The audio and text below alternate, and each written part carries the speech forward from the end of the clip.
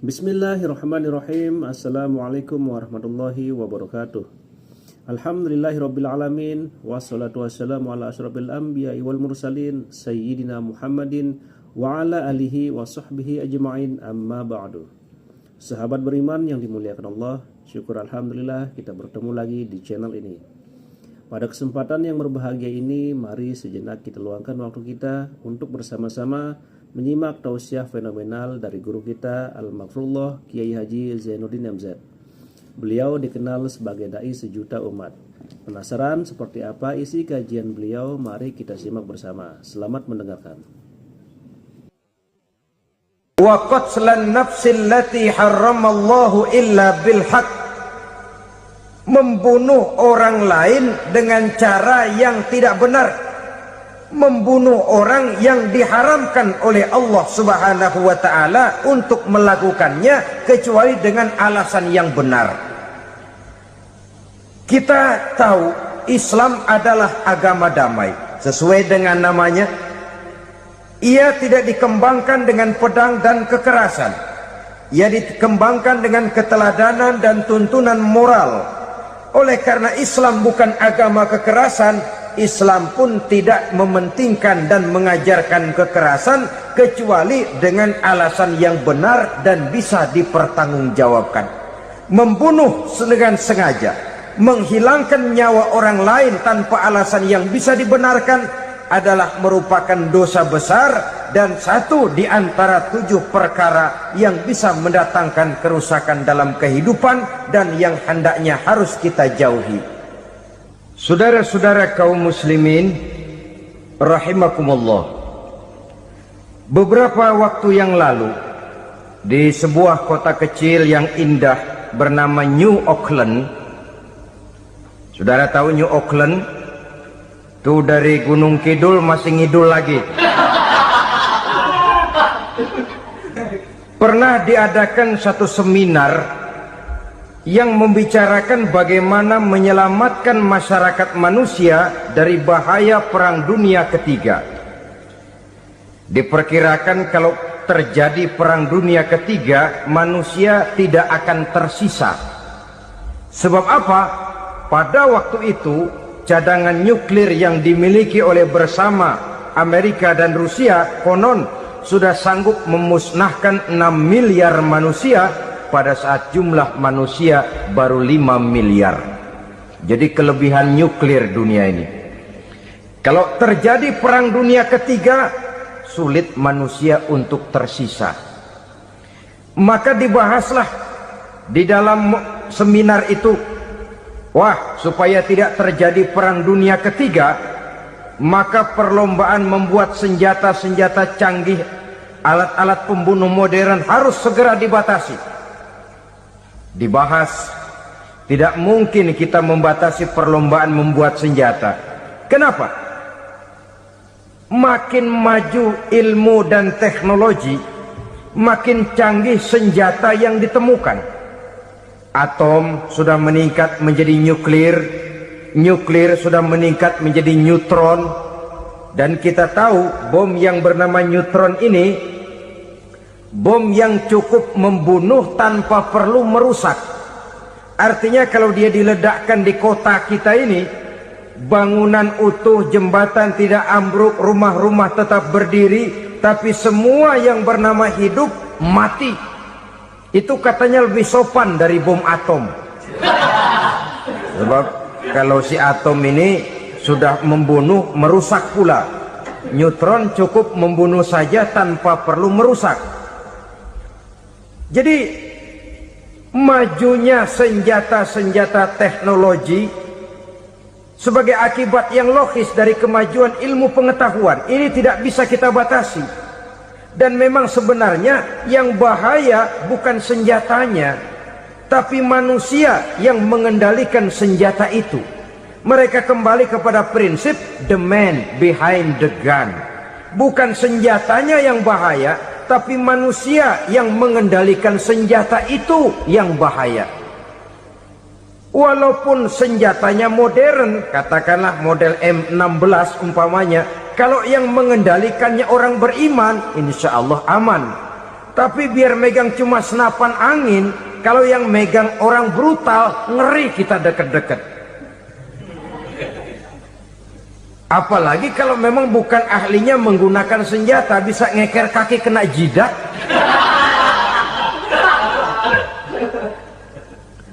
Mereka kembali kepada prinsip lama yang tetap baru. Bukan senjatanya yang harus dibatasi, manusia yang mengendalikan senjata itu yang perlu dibicarakan. Nah, kalau begitu, agar manusia tidak mempergunakan senjata sewenang-wenang, apa yang harus kita lakukan? Ya, manusianya harus bermoral. Ya, tapi moral yang mana? Di dunia ini banyak ajaran tentang moral. Itu pun mudah saja. Di sini kan kita undang saja ahli dari berbagai agama untuk membicarakan konsep perdamaian menurut agamanya masing-masing. Baik, setuju itu? Setuju. Maka tampillah para ahli agama, mereka kembali kepada prinsip moral daripada konsep yang terkandung di dalam ajaran agama untuk menegakkan perdamaian.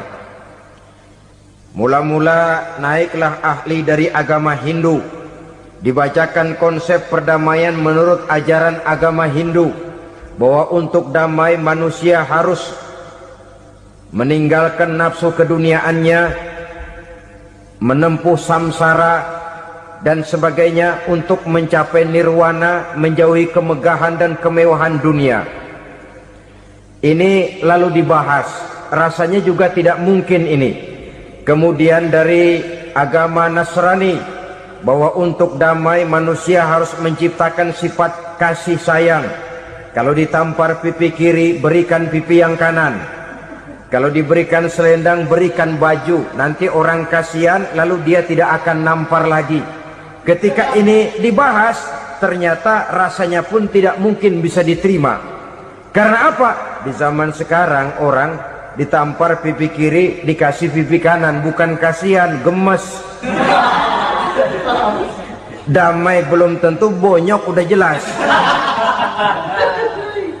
Lalu ketika dibacakan konsep perdamaian menurut Quran, di mana disampaikan ayat wa jazaa'u sayyi'atin sayyi'atun misluha faman afa wa aslaha fa ajruhu 'ala Allah.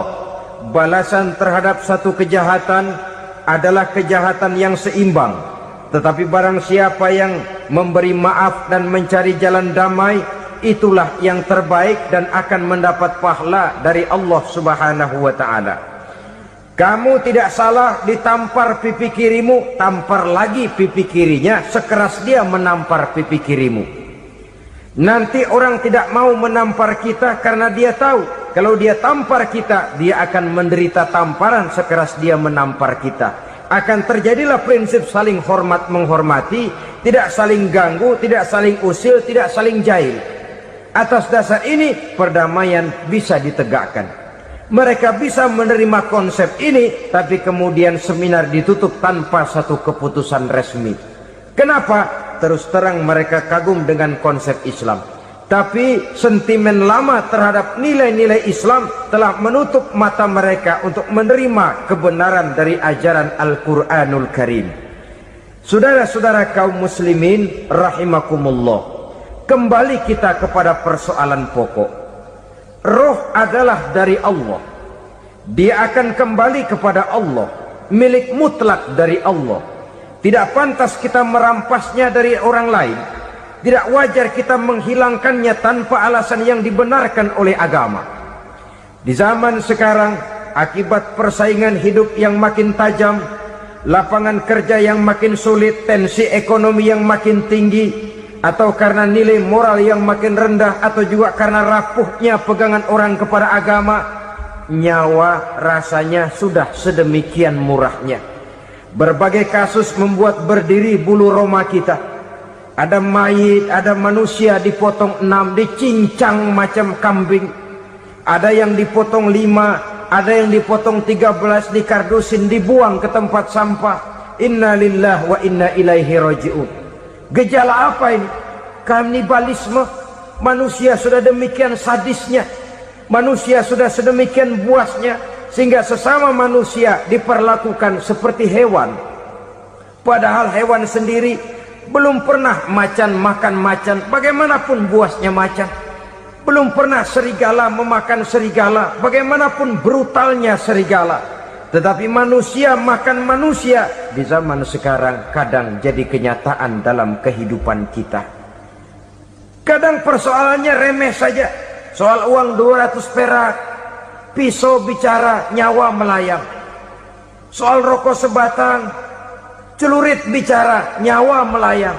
Soal-soal yang sama sekali tidak prinsip, begitu mudah kita menghilangkan nyawa orang lain.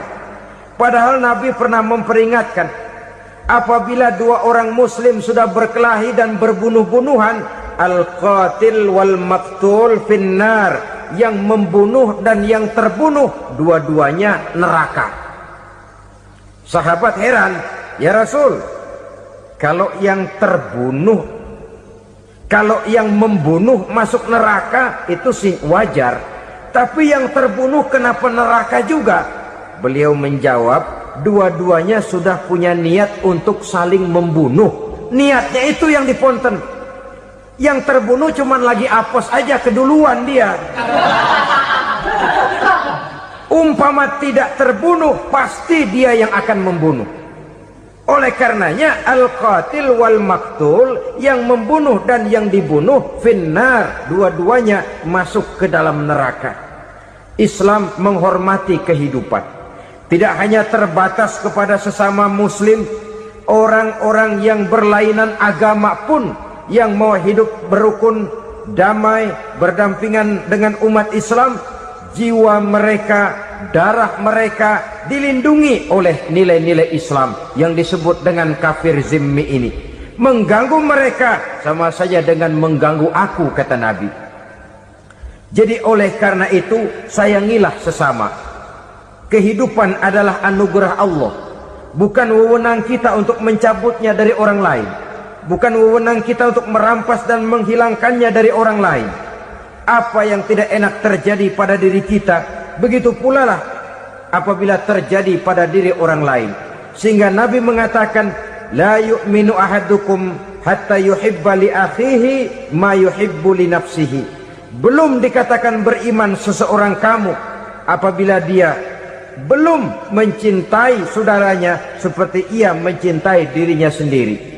Apa yang enak dirasakan oleh orang lain, enak juga dirasakan oleh dia. Mengukur orang lain dengan diri sendiri. Kalau orang lain tanpa salah saya fitnah, kalau saya tanpa salah difitnah orang, enak apa enggak? Enggak, orang lain juga begitu. Kalau orang lain tanpa salah saya tempeleng kepalanya, enak apa tidak? Tidak. Orang lain juga begitu. Yang tidak enak terjadi pada diri kita, tentu tidak enak juga kalau terjadi pada orang lain. Mengukur orang lain dengan diri sendiri, sehingga tidak timbul sifat egois, tidak menari di atas bangkai orang lain, tidak mendirikan kebahagiaan di atas untayan air mata orang lain. Sehingga dengan demikian saudara-saudara, dia bisa menghormati kehidupan, menghormati orang lain sebagaimana dia ingin dihormati. Untuk menghancurkan nilai-nilai iman, dibanjiri kita dengan paham-paham yang merusak dan mendangkalkan akidah, baik ia bernama materialisme, baik ia bernama sekularisme, baik ia bernama banjirnya maksiat dan munkarat, baik ia bernama banjirnya peradaban dan kebudayaan yang menghancurkan moral daripada anak-anak kita. Sedikit demi sedikit melenturkan dan melunturkan nilai-nilai keimanan kita, untuk kemudian pada waktunya nilai iman itu akan bertukar dan berganti menjadi nilai syirik kepada Allah Subhanahu wa ta'ala. Atau pada sisi lain, menjadikan yang selain Allah sebagai tujuan akhir daripada kehidupan kita. Sedangkan kita sama-sama maklum bahwa di dalam pandangan agama Islam, dosa yang tidak berampun, dosa yang terbesar, termasuk dalam kategori bapak moyangnya dosa, tidak lain adalah syirik, yakni menyekutukan Allah Subhanahu wa ta'ala. Pola penghancuran iman ini memang berstrategi, Ditawarkan kita kepada paham materialisme, paham kebendaan, di mana otak menempati urutan sebagai ranking pertama, Tuhan jatuh pada urutan kedua.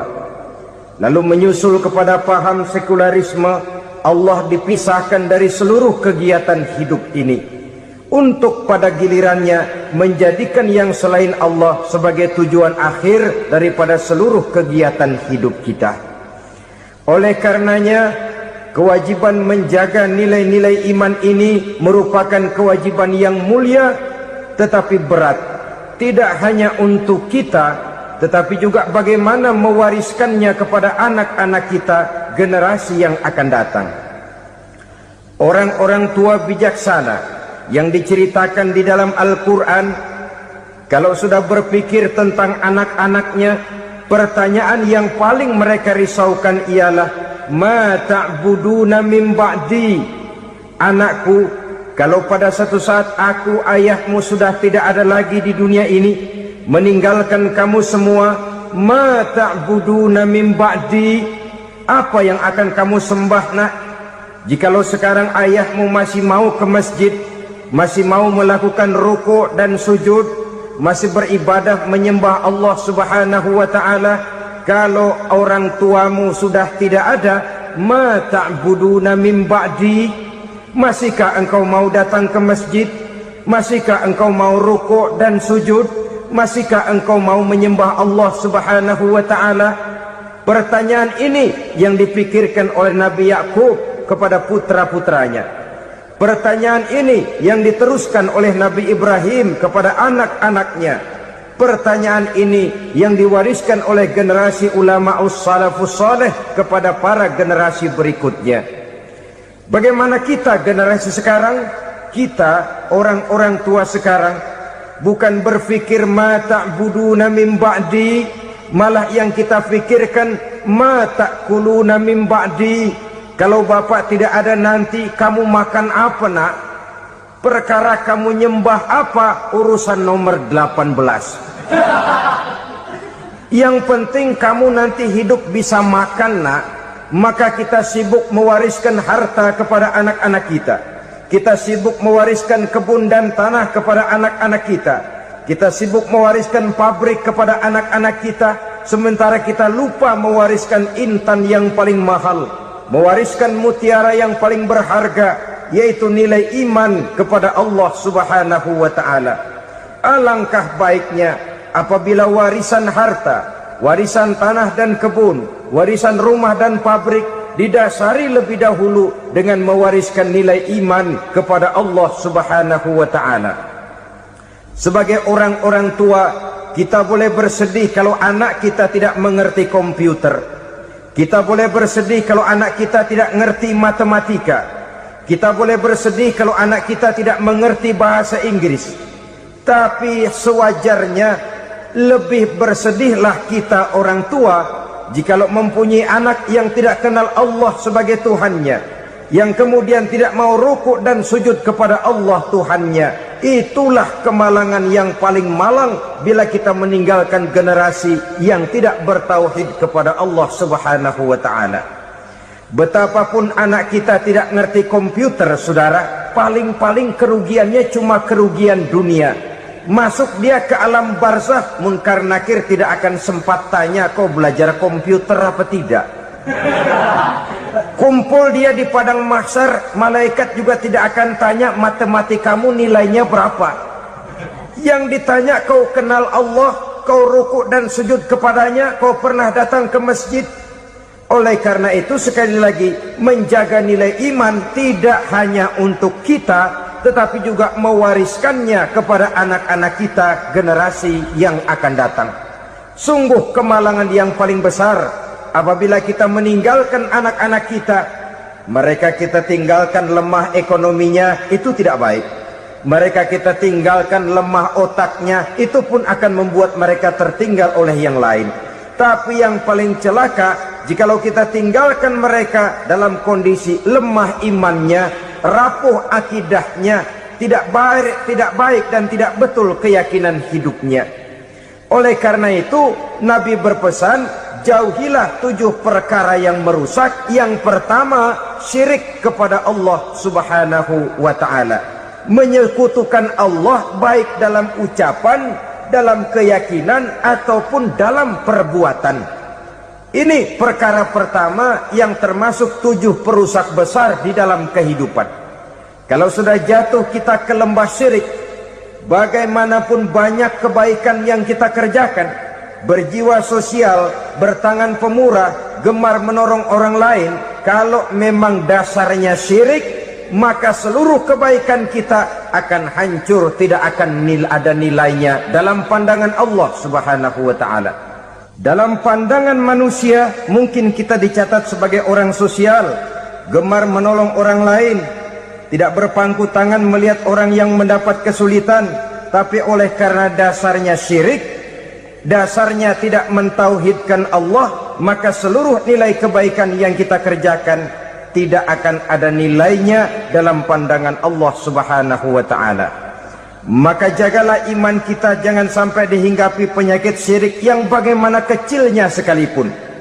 Sekali lagi, baik syirik dalam bentuk ucapan, syirik dalam bentuk keyakinan, sampai kepada syirik dalam bentuk perbuatan, kita berhindar kepada sifat-sifat yang sedemikian itu. Karena apa? Dalam satu ayat Quran Allah subhanahu wa ta'ala menjelaskan, innallaha la yaghfiru ayyushraka bih wa yaghfiru ma duna dzalika liman yasha. Allah tidak akan memberi ampun kepada orang-orang yang menyekutukannya, tapi Allah masih mau memberikan ampun kepada dosa-dosa yang selain itu bagi orang-orang yang dikehendakinya. Dosa selain syirik, apabila kita bertaubat, Allah masih mau mengampuni. Tapi kalau sudah jatuh ke tempat syirik, itu sudah dosa yang tidak berampun. Taubatnya tidak lain melepas syirik, kembali kepada tauhid, berkeyakinan bahwa hanya ada Allah subhanahu wa ta'ala, Tuhan satu-satunya, yang lam yalid walam yulad walam yakul lahu kufuwan ahad. Tidak beranak, tidak pula diperanakkan, dan tidak satupun yang dapat menyerupai Tuhan Allah subhanahu wa ta'ala. Saudara-saudara kaum muslimin rahimakumullah, bahwa kita di zaman sekarang memang tidak menyembah berhala, ya. Bahwa kita tidak berterang-terangan mengatakan Tuhan lebih dari satu, memang. Bahwa kita tidak berkeyakinan Tuhan itu punya anak atau diperanakkan, tentu. Tapi dalam perbuatan dan i'tiqad, kita kadang-kadang jatuh tanpa kita sadari ke tempat yang bernama syirik ini. Oleh karenanya, di zaman di mana teknologi makin canggih, di mana kemajuan pembangunan makin menjangkau berbagai aspek kehidupan, diperlukan keseimbangan antara kemajuan fisik material dengan kemajuan mental spiritual.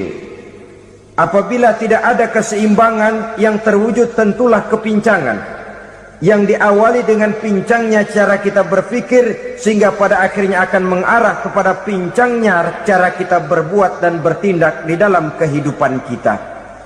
Oleh karena itu Nabi berpesan, jauhilah sifat syirik, karena syirik merupakan dosa yang teramat besar.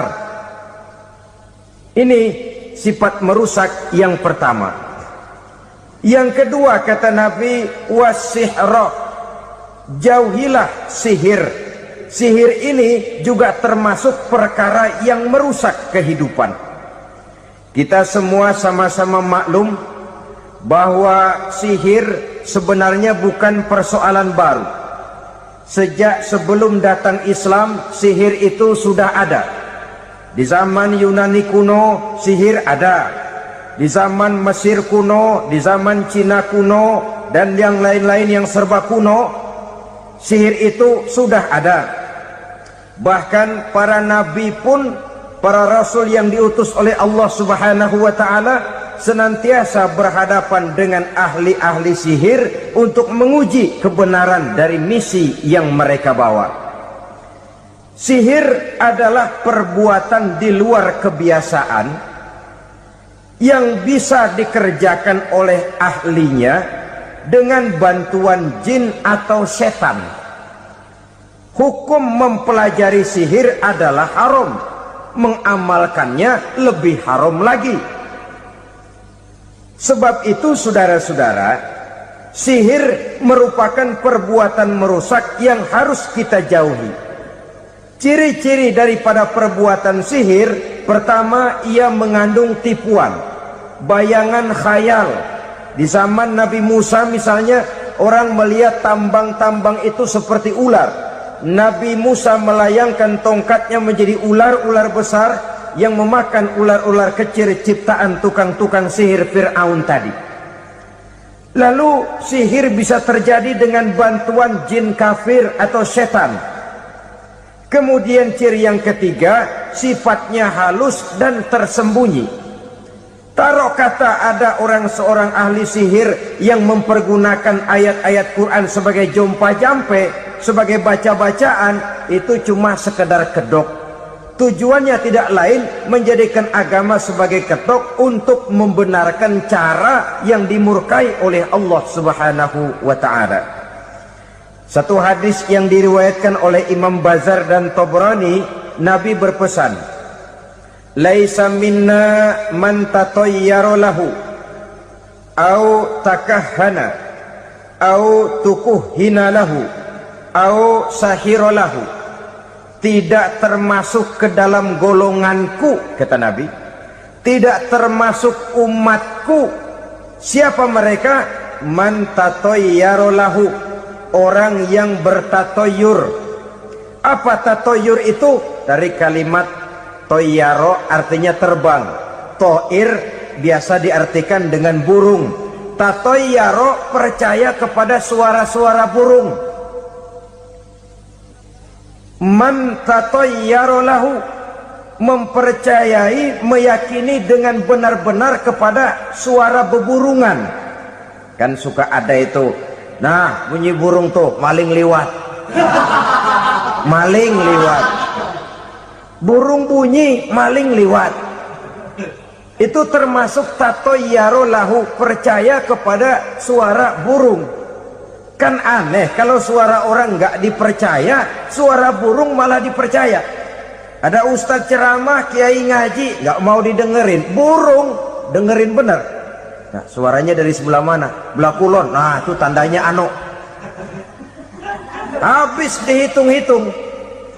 Itu termasuk tatayyara lahu. Au takahana, atau bertenung, au tukuhina, atau minta ditenungkan, au sahirolahu, atau melakukan perbuatan sihir atau minta disihirkan. Laisa minna, tidak termasuk ke dalam golonganku, kata Nabi. Sehingga dengan demikian saudara-saudara, menghadapi sihir dengan sihir sekalipun termasuk perbuatan yang tidak diajarkan oleh agama. Kita kan mempelajari sihir untuk jaga diri. Tidak apa-apa, yang dilarang mengamalkannya, dilarang juga mempelajarinya. Sebab orang kalau sudah mengetahui, biasanya lalu terangsang untuk mencoba. Kalau percobaannya berhasil, biasanya terangsang untuk coba lagi dan coba lagi. Pada akhirnya ketagihan, lalu beralih menjadi profesi, apalagi itu nanti bisa mendatangkan hasil uang. Saudara-saudara kaum muslimin rahimakumullah, kita manusia makhluk nyata, kita hidup di alam nyata, terikat oleh sunnatullah, causality. Oleh karenanya bagi kita keyakinan yang penuh, keikhlasan di dalam bertuhankan Allah, penyerahan diri sepenuhnya hanya kepadanya, itu sudah merupakan obat penangkal yang sangat ampuh agar kita tidak terkena penyakit-penyakit yang dibuat oleh setan dan para pembantunya. Sehingga beberapa ayat Quran mengajarkan, misalnya a'udzu bikalimatillahi tammati min syarri ma khalaq, atau bismillazi la yadurru ma'asmihi syai'un fil ardi wala fis sama, dengan menyebut nama Allah yang tidak bisa mendatangkan bahaya sedikit pun, dari baik yang datang dari langit maupun yang datang dari bumi. Jiwa yang kosong dari keyakinan yang penuh kepada Allah, jiwa yang penuh was-was dan ragu-ragu, itu yang mudah terserang oleh penyakit-penyakit yang dikerjakan oleh para tukang-tukang sihir, yaitu oleh setan dan seluruh para pembantunya. Kemudian hadis kedua yang diriwayatkan oleh Imam Ibnu Hibban, Nabi bersabda, la yadkhulul jannata mudminu khamrin wala mu'minu bisihrin wala qati'u rahmin. Tidak masuk surga.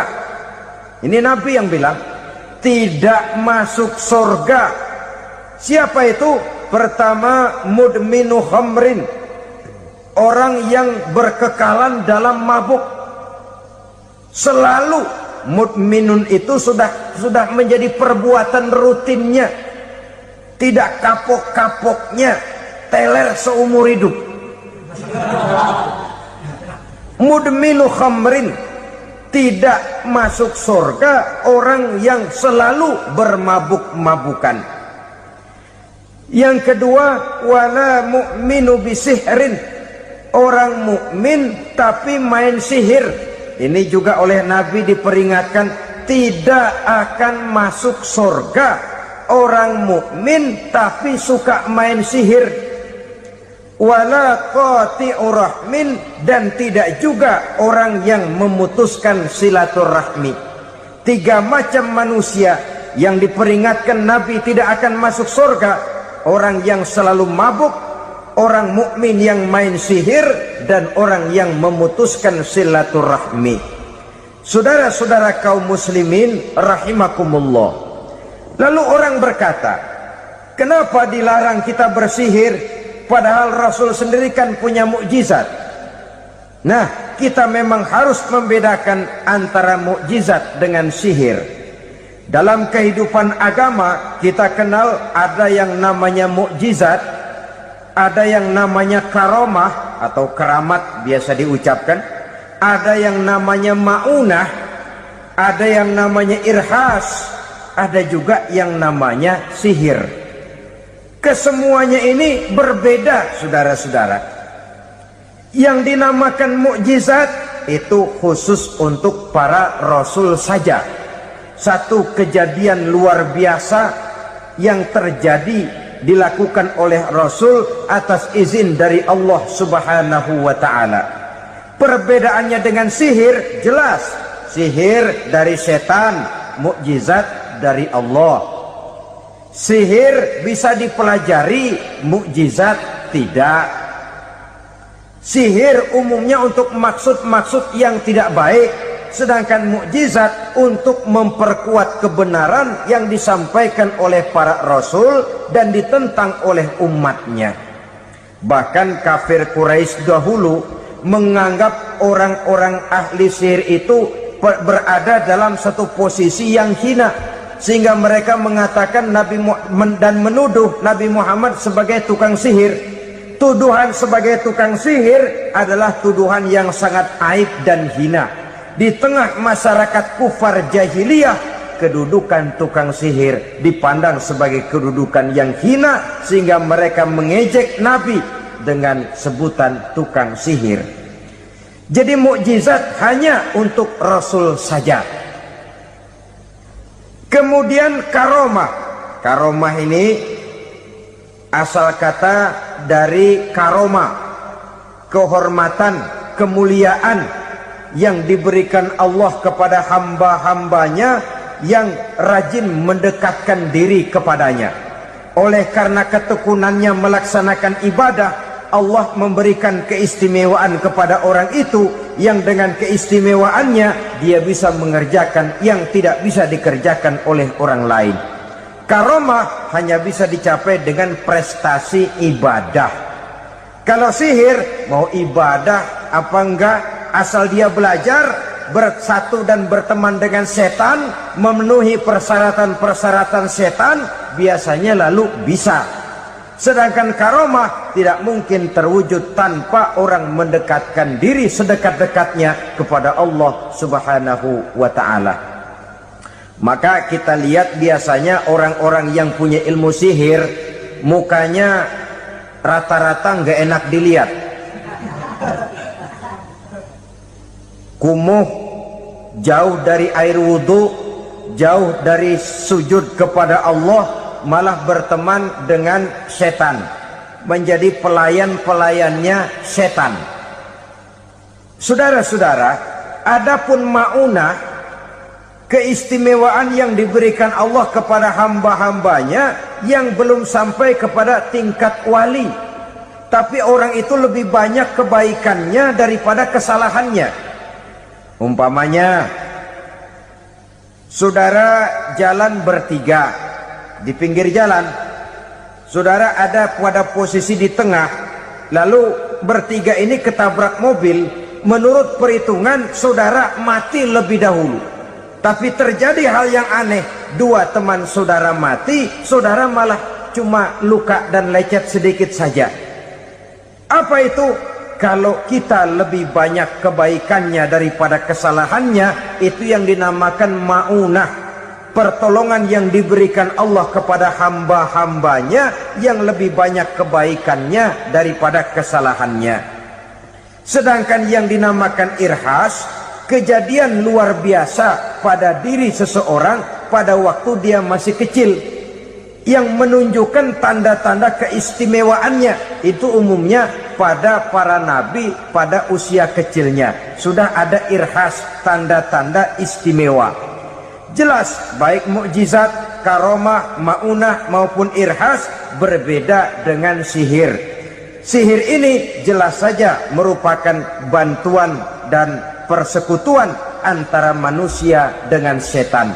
Padahal setan, kata Allah dalam Al-Quran, innahu lakum aduwwum mubin, sesungguhnya setan bagi kamu adalah musuh yang sangat jelas.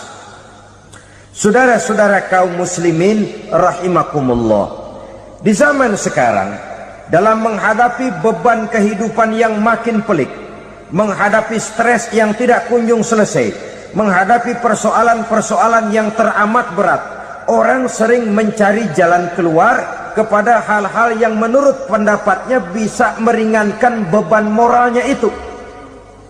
Pergilah dia mencari sesuatu yang dapat meringankan bebannya. Dan tidak jarang yang jatuh ke pangkuan tukang-tukang tenung, ke pangkuan tukang-tukang sihir, yang mereka itu oleh Quran dijelaskan kadzabal munajjimun walau sodaku. Tukang-tukang tenung, tukang-tukang sihir, mereka itu bohong walaupun benar. Maksudnya bohong walaupun benar, artinya kalau yang mereka kerjakan benar, itu sih kebenaran. Benar dengan kebenaran itu lain. Kebenaran, kebetulan bisa, tapi tidak untuk selalu. Apalagi kalau itu sudah membahayakan kehidupan orang lain. Jadi oleh karena itu Nabi berpesan, jauhilah daripada sihir. Kalau sudah jauhilah dari sihir, artinya ya jauhilah daripada mempelajarinya, jauhilah daripada bergaul dengan orang-orang yang ahli di bidang itu, karena dari pergaulan segalanya bisa menular. Baiklah saudara, ini yang kedua. Yang ketiga pesan Nabi, wa qatlan nafsil lati harramallahu illa bil haq, membunuh orang lain dengan cara yang tidak benar, membunuh orang yang diharamkan oleh Allah Subhanahu wa ta'ala untuk melakukannya kecuali dengan alasan yang benar. Kita tahu Islam adalah agama damai, sesuai dengan namanya. Ia tidak dikembangkan dengan pedang dan kekerasan. Ia dikembangkan dengan keteladanan dan tuntunan moral. Oleh karena Islam bukan agama kekerasan, Islam pun tidak mementingkan dan mengajarkan kekerasan kecuali dengan alasan yang benar dan bisa dipertanggungjawabkan. Membunuh dengan sengaja, menghilangkan nyawa orang lain tanpa alasan yang bisa dibenarkan, adalah merupakan dosa besar dan satu di antara 7 perkara yang bisa mendatangkan kerusakan dalam kehidupan dan yang hendaknya harus kita jauhi. Saudara-saudara kaum muslimin rahimakumullah, beberapa waktu yang lalu di sebuah kota kecil yang indah bernama New Auckland. Saudara tahu New Auckland? Tuh dari Gunung Kidul masih ngidul lagi. Pernah diadakan satu seminar yang membicarakan bagaimana menyelamatkan masyarakat manusia dari bahaya Perang Dunia Ketiga. Diperkirakan kalau terjadi Perang Dunia Ketiga, manusia tidak akan tersisa. Sebab apa? Pada waktu itu cadangan nuklir yang dimiliki oleh bersama Amerika dan Rusia konon sudah sanggup memusnahkan 6 miliar manusia pada saat jumlah manusia baru 5 miliar. Jadi kelebihan nuklir dunia ini. Kalau terjadi Perang Dunia Ketiga, sulit manusia untuk tersisa.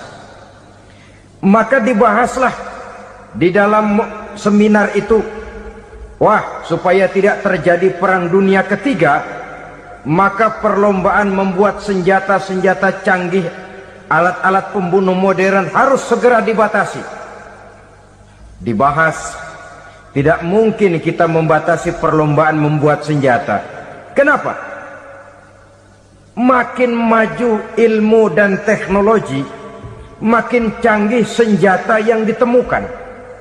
Atom sudah meningkat menjadi nuklir, nuklir sudah meningkat menjadi neutron, dan kita tahu bom yang bernama neutron ini bom yang cukup membunuh tanpa perlu merusak. Artinya kalau dia diledakkan di kota kita ini, bangunan utuh, jembatan tidak ambruk, rumah-rumah tetap berdiri, tapi semua yang bernama hidup mati. Itu katanya lebih sopan dari bom atom. Sebab kalau si atom ini sudah membunuh, merusak pula. Neutron cukup membunuh saja tanpa perlu merusak. Jadi majunya senjata-senjata teknologi sebagai akibat yang logis dari kemajuan ilmu pengetahuan ini tidak bisa kita batasi. Dan memang sebenarnya yang bahaya bukan senjatanya, tapi manusia yang mengendalikan senjata itu. Mereka kembali kepada prinsip the man behind the gun. Bukan senjatanya yang bahaya, tapi manusia yang mengendalikan senjata itu yang bahaya. Walaupun senjatanya modern, katakanlah model M16 umpamanya, kalau yang mengendalikannya orang beriman, insya Allah aman. Tapi biar megang cuma senapan angin, kalau yang megang orang brutal, ngeri kita deket-deket.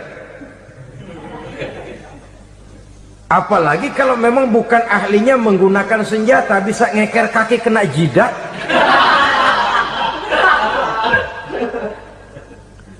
Mereka kembali kepada prinsip lama yang tetap baru.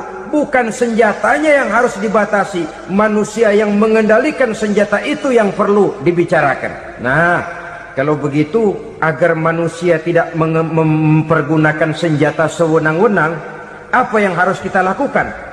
Ya, manusianya harus bermoral. Ya, tapi moral yang mana? Di dunia ini banyak ajaran tentang moral. Itu pun mudah saja. Di sini kan kita undang saja ahli dari berbagai agama untuk membicarakan konsep perdamaian menurut agamanya masing-masing. Baik, setuju itu, setuju. Maka tampillah para ahli agama, mereka kembali kepada prinsip moral daripada konsep yang terkandung di dalam ajaran agama untuk menegakkan perdamaian.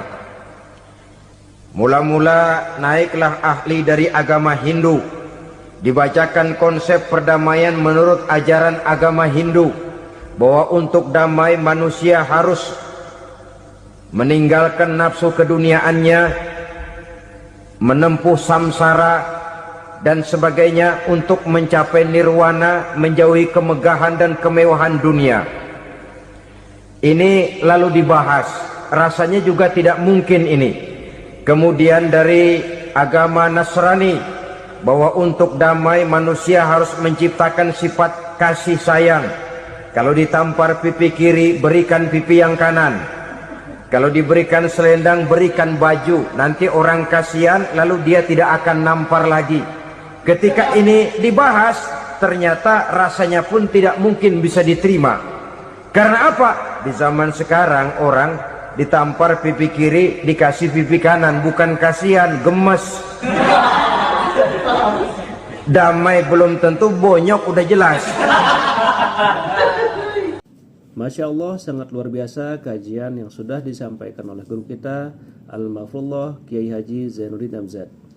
Sahabat beriman yang dimuliakan Allah, tetaplah di channel ini karena kajian ini belum selesai dan masih banyak lagi hal-hal menarik yang akan disampaikan beliau. Tetaplah di channel ini dan mari kita lanjutkan kembali. Selamat mendengarkan. Perdamaian bisa ditegakkan. Mereka bisa menerima konsep ini, tapi kemudian seminar ditutup tanpa satu keputusan resmi. Kenapa? Terus terang mereka kagum dengan konsep Islam, tapi sentimen lama terhadap nilai-nilai Islam telah menutup mata mereka untuk menerima kebenaran dari ajaran Al-Quranul Karim. Saudara-saudara kaum muslimin rahimakumullah, kembali kita kepada persoalan pokok. Roh adalah dari Allah. Dia akan kembali kepada Allah, milik mutlak dari Allah. Tidak pantas kita merampasnya dari orang lain. Tidak wajar kita menghilangkannya tanpa alasan yang dibenarkan oleh agama. Di zaman sekarang, akibat persaingan hidup yang makin tajam, lapangan kerja yang makin sulit, tensi ekonomi yang makin tinggi, atau karena nilai moral yang makin rendah, atau juga karena rapuhnya pegangan orang kepada agama, nyawa rasanya sudah sedemikian murahnya. Berbagai kasus membuat berdiri bulu roma kita. Ada mayit, ada manusia dipotong 6, dicincang macam kambing. Ada yang dipotong 5, ada yang dipotong 13, dikardusin, dibuang ke tempat sampah. Inna lillahi wa inna ilaihi raji'un. Gejala apa ini? Kanibalisme. Manusia sudah demikian sadisnya, manusia sudah sedemikian buasnya, sehingga sesama manusia diperlakukan seperti hewan. Padahal hewan sendiri belum pernah macan makan macan, bagaimanapun buasnya macan. Belum pernah serigala memakan serigala, bagaimanapun brutalnya serigala. Tetapi manusia makan manusia di zaman sekarang kadang jadi kenyataan dalam kehidupan kita. Kadang persoalannya remeh saja. Soal uang 200 perak, pisau bicara, nyawa melayang. Soal rokok sebatang, celurit bicara, nyawa melayang. Soal-soal yang sama sekali tidak prinsip, begitu mudah kita menghilangkan nyawa orang lain. Padahal Nabi pernah memperingatkan, apabila dua orang muslim sudah berkelahi dan berbunuh-bunuhan, al-qatil wal maktul finnar, yang membunuh dan yang terbunuh dua-duanya neraka. Sahabat heran, ya Rasul, kalau yang terbunuh, kalau yang membunuh masuk neraka itu sih wajar, tapi yang terbunuh kenapa neraka juga? Beliau menjawab, dua-duanya sudah punya niat untuk saling membunuh. Niatnya itu yang diponten. Yang terbunuh cuman lagi apes aja, keduluan dia. Umpama tidak terbunuh, pasti dia yang akan membunuh. Oleh karenanya al-qatil wal maktul, yang membunuh dan yang dibunuh finnar, dua-duanya masuk ke dalam neraka. Islam menghormati kehidupan, tidak hanya terbatas kepada sesama muslim, orang-orang yang berlainan agama pun yang mau hidup berukun, damai, berdampingan dengan umat Islam, jiwa mereka, darah mereka dilindungi oleh nilai-nilai Islam yang disebut dengan kafir zimmi ini. Mengganggu mereka sama saja dengan mengganggu aku, kata Nabi. Jadi oleh karena itu, sayangilah sesama. Kehidupan adalah anugerah Allah, bukan wewenang kita untuk mencabutnya dari orang lain. bukan wewenang kita untuk merampas dan menghilangkannya dari orang lain. Apa yang tidak enak terjadi pada diri kita, begitu pula lah apabila terjadi pada diri orang lain. Sehingga Nabi mengatakan, la yu'minu ahadukum hatta yuhibba li akhihi ma yuhibbu li nafsihi. Belum dikatakan beriman seseorang kamu apabila dia belum mencintai saudaranya seperti ia mencintai dirinya sendiri. Apa yang enak dirasakan oleh orang lain, enak juga dirasakan oleh dia. Mengukur orang lain dengan diri sendiri. Kalau orang lain tanpa salah saya fitnah, kalau saya tanpa salah difitnah orang, enak apa enggak? Enggak, orang lain juga begitu. Kalau orang lain tanpa salah saya tempeleng kepalanya, enak apa tidak? Tidak. Orang lain juga begitu. Yang tidak enak terjadi pada diri kita, tentu tidak enak juga kalau terjadi pada orang lain. Mengukur orang lain dengan diri sendiri, sehingga tidak timbul sifat egois, tidak menari di atas bangkai orang lain, tidak mendirikan kebahagiaan di atas untayan air mata orang lain. Sehingga dengan demikian saudara-saudara, dia bisa menghormati kehidupan, menghormati orang lain sebagaimana dia ingin dihormati. Inilah perbuatan ketiga yang merusak, membunuh orang lain dengan yang diharamkan Allah tanpa alasan yang benar. Yang ketiga. Kemudian yang keempat, perbuatan merusak wa aklar riba, makan riba. Hidup adalah tolong menolong. Bahasa kerennya take and give katanya. Saling memberi dan saling menerima. Nabi mengajarkan, man kuraba kurbatan min kurabid dunya karaballahu lahu kurbatan min kurabi yaumal qiyamah. Wallahu fi aunil abdi madamal abdu fi auni akhihi. Siapa yang meringankan beban dari beban-beban yang diderita seseorang di dalam kehidupan dunia, Allah akan meringankan bebannya daripada beban-beban yang harus dipikulnya di hari kiamat nanti. Wallahu fi aunil abdi madamal abdu fi auni akhihi. Allah senantiasa akan menolong seorang hamba selama hamba itu masih mau menolong saudaranya. Allah selalu akan menolong seorang hamba selama hamba itu masih mau menolong saudaranya. Apabila kita sudah berpangku tangan terhadap kesulitan orang lain, biasanya pun pada saat kita mendapat kesulitan, kita akan sulit juga memperoleh pertolongan. Nah, riba alias renten, kedoknya adalah menolong orang, tapi sama juga bulu buntutnya dilepas, palanya dicekek. Menolong orang pada akhirnya menjadi beban bagi seseorang. Dan memang mencari orang-orang yang berada dalam posisi kesulitan, biasanya di daerah-daerah di mana musim paceklik, jadi lapangan kerja sulit, sedangkan urusan perut tidak bisa ditunda. Akhirnya orang terjebak ke dalam rentenir, ke dalam riba, ke dalam renten. Bunga berbunga, sehingga satu saat jumlah bunganya bisa lebih besar dari jumlah pinjaman pokoknya. Kemudian kalau juga ternyata tidak bisa dibayar, rumah jadi taruhan. Memang rumah satu-satunya, begitu rumah ditarik mulain camping. Bukankah pada akhirnya akan mewariskan kesengsaraan? Oleh karena itu, kepada kita berusahalah jangan berhubungan dengan rentenir, jangan makan renten dan riba. Kepada mereka yang melaksanakan riba, walaupun mendatangkan keuntungan materi, tapi percayalah, harta yang didapat dengan jalan riba tidak akan membawa keberkahan. Manakala tidak membawa keberkahan, dia tidak akan mendatangkan ketenangan di dalam kehidupan kita. Oleh karenanya, memakan harta riba termasuk perbuatan yang merusak sendi-sendi kehidupan sosial, merusak kehidupan orang lain, merusak kehidupan masyarakat, tetangga, pergaulan dan sebagainya. Yang kelima, wa akla malil yatim, memakan harta anak yatim dengan cara yang zalim. Nih, memang lezat. Anak yatim itu nggak tahu urusan apa-apa. Kita diamanahkan untuk mengurusinya.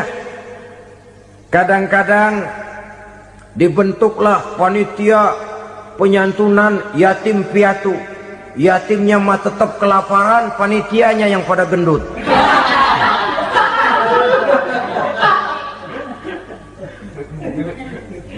Padahal memakan harta anak yatim termasuk perbuatan dosa besar, dan menjantuni yatim merupakan perbuatan mulia.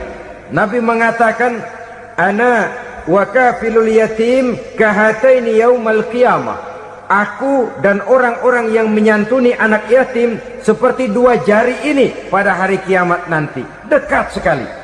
Jikalau ingin di hari akhir nanti dekat dengan Rasul, bersahabatlah dengan anak-anak yatim. Jadilah pengurus anak-anak yatim. Bangunlah panti-panti asuhan yatim. Pada saat bapak ibunya meninggal, kitalah yang menjadi orang tuanya.